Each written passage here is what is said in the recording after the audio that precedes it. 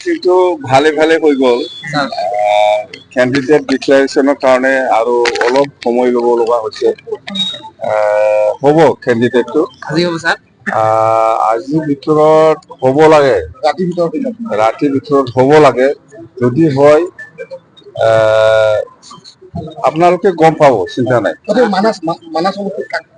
নাই এনেকুৱা মানাছ বা কিবা স্পেচিফিক মই নকম। স্যাৰ নতুন মুখ আহিব নেকি এবাৰ?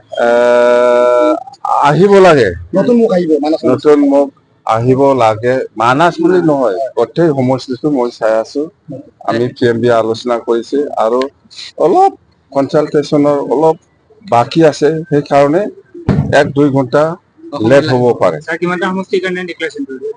আমাৰতো NDA 126টা। না আজি স্যাৰ 11টা কৰিব BPF দলে। NDA হিচাপে 126টা। 11টা কৈ থাকে আপোনালোকে। অন্য দলৰ বিধায়ক বা MCLA এইটো যোগাযোগ কিবা চলিছে নেকি? অন্য দলৰ কোনোবা MCLA বা কোনোবা কৰ্মী বিধায়ক এইটোতো যোগাযোগ থাকে, কৰিছে, নকৰা নহয়। আমি চিন্তা কৰি আছো যেন হওক। সব দলত থাকে এইবিলাক।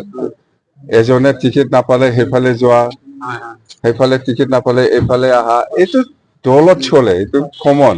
এইটো লৈ আমাৰ BPF দলে কিবা নষ্ট হ'ব সেইটো নহয়, বা কোনোবা দলে নষ্ট হ'ব সেইটো নহয়। মই কৈছো আমাৰ BPF 15টা সমষ্টিত NDA হিচাপে দিছপুৰত পঠাব লাগে। ইয়াৰ কাৰণে আমি পুৰা যোজা চলাই আছে আৰু পুৰা ৰেডি।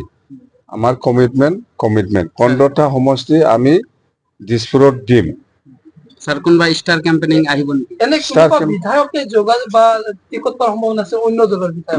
নাই তেনেকুৱা নাই অন্য দলৰ আমাৰ BPF দলৰ পৰাই টিকেট পাব।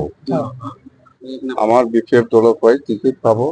যোনে পাব দলৰ মানুহে পাব, বেলেগ দলৰ আহি নাপায়। বেলেগ দলৰ পৰা আহি নাপায়। স্যাৰ বাকী নিৰ্বাচনী সম্পৰ্কত কি ক'ব?